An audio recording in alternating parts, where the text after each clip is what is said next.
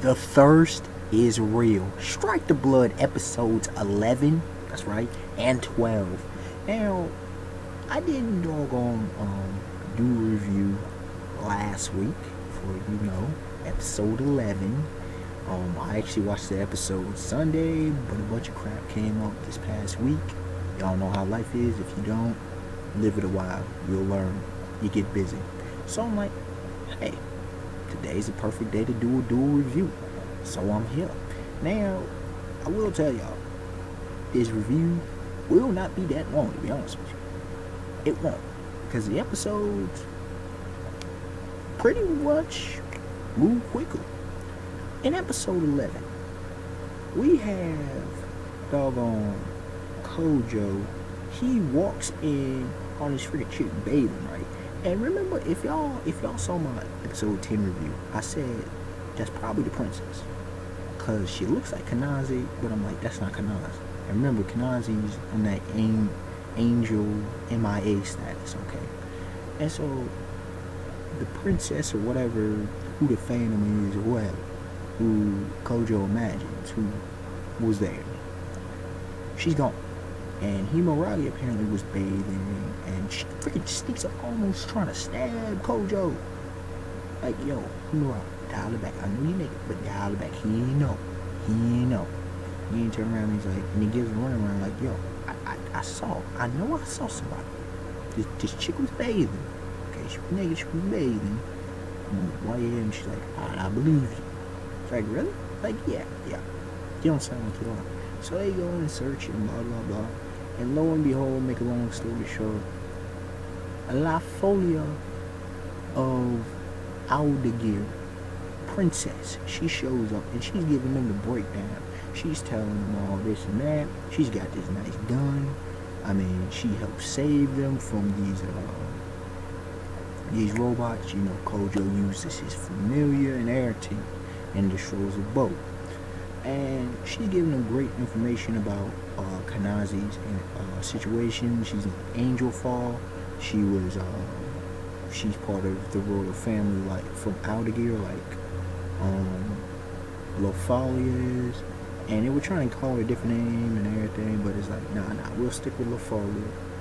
And Lofolia, I should say. And Lofolia is like, yeah, the dude who's her father, adopted father, he was the royal mage of our court, and it was a lot of good information. Anyways, so him, Kanaze, not Kanaze,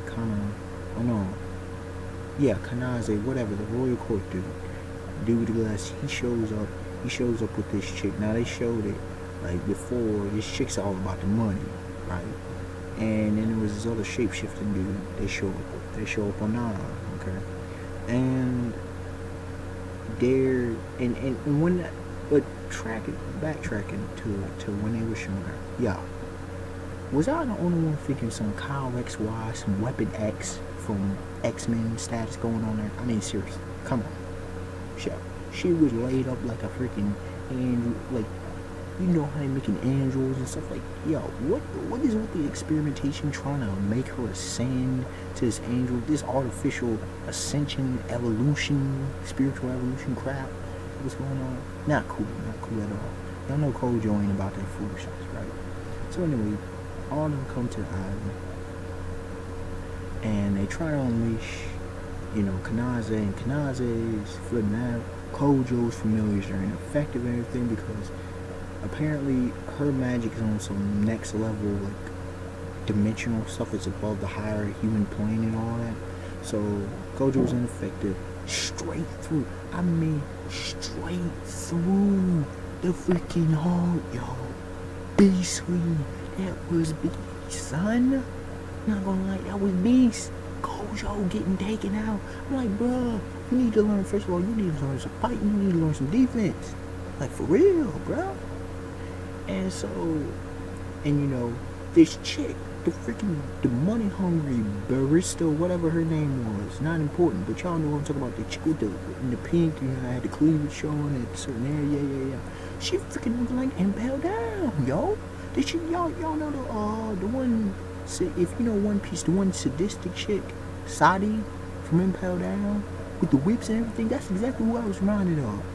Okay, this chick's about some money hungry, but yeah, she's on that sadistic whip vibe and everything with her familiars and all that. And you keep your Himeragi, she's going in or trying to help Kojo and everything, but that Kojo, I mean, she does some beast moves, but I mean, Himeragi knows the hell out of me sometimes.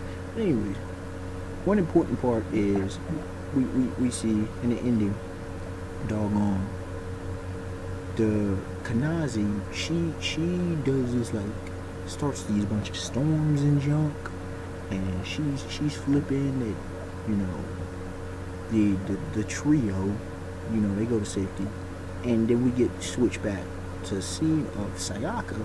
She's playing on these with Automata, you know, the same robots that Himeragi, Kojo, and La Folia dealt with earlier. And she's like, okay, nobody's here, she's Automata. And who guess who shows up? Natsuki, just like a boss. And she's like, oh, you were here, why couldn't you help me out? And she's like, pretty much she didn't want to, just because she's NBC. It's like, hey, you had me. And I mean, yeah. Sayaka, so far, she has the best weapon. I mean, the thing transforms. I mean, come on, it goes with this freaking moon arrow kind of beastly, just straight beast. But Natsuki's like, in exchange, I'll give you information, and she does about La Folia and all that, the whereabouts and everything, right? And then we switch back over. Kanazi's doing it, and then she does like this ice tower thing, right? And it was to protect Kojo and herself. So that's how the episode ends. I mean, herself, meaning she's having a battle. She's losing herself to this monstrous thing. She's trying to keep her sanity, you could say. The best way to put it, the simplest way. Anyways, so overall, I give this episode 8.5. It was an outstanding episode of Strike the Blood. It moved the plot along. We got some great info. We saw Natsuki just being beast. We got La Folia. We got that revelation. And we got this, you know, this arc's moving rapidly along. We got some key, you know, a player in the Royal Court Mage. We hear once again from another land. So a lot of good stuff. Now moving on to episode 12. My bad, we spoke. In episode 12, we start off once again at the ice tower, and Kojo, he's recovering, but he's still KO'd, and he's still unconscious, right? And La Folia, she's highly intelligent. She knows her stuff. She makes the deductions like there must be a familiar within him that is able to negate the effects of the powers of the angel form, and it hasn't awakened. And you know, yeah, the thirst is real with these females. Like, they use under the guise, I mean, yes, they are, you know, helping Kojo awaken his progenitor vampiric powers, but and abilities. But for real though, did y'all see even La Folia? Oh, that's what a man's body. Yo, the thirst with these females. Too much, y'all. They need bottles of water, like, for real. Yeah. But yeah, man. I'm sorry, but it was more appropriate. Like, Folia, yo, more freaking appropriate. More developed, you know, she's more developed female. She's about the age of, you know, she may be about 17, 18, okay? More realistic with Kojo, more appropriate, just saying. And because I want to see boobs or whatever. I mean, come on. Better than middle school day. I'm just saying, ain't trying to be on some, you know, people that are pedophiles. But that enough of that. But anyways, she about to go in, and then Himeragi, of course. I'm the fourth progenitors of the... Your thirsty self need to stop. You need to stop, Himeragi. We know the truth. You're thirsty. You need to down gallons of water. Your thirst is real. Your thirst is on that next level. You on level 3, okay? Out of level 5, you on 3. You in this episode you moved to like 3.5. You be in the line between 3 and 4. Okay, you getting caught towards critical. Just saying. And so, yeah, so Himuragi ends up, long story short, she gives her blood, and I mean, if she keep doing this, man, she may end up dying. I'm really of the mindset that Himuragi down the road may die. People say, oh no, how many? Understand, there's multiple ways she could die. Just saying. So anyway, so Himuragi goes out, Kojo wakes up, and doggone LaFoley's like, yo, you healed up, you good. And yeah, Himuragi did, do work. And Kojo understood the situation. He's like, I see. So she still, and I'm like, good, this is good. Himuragi's thirst.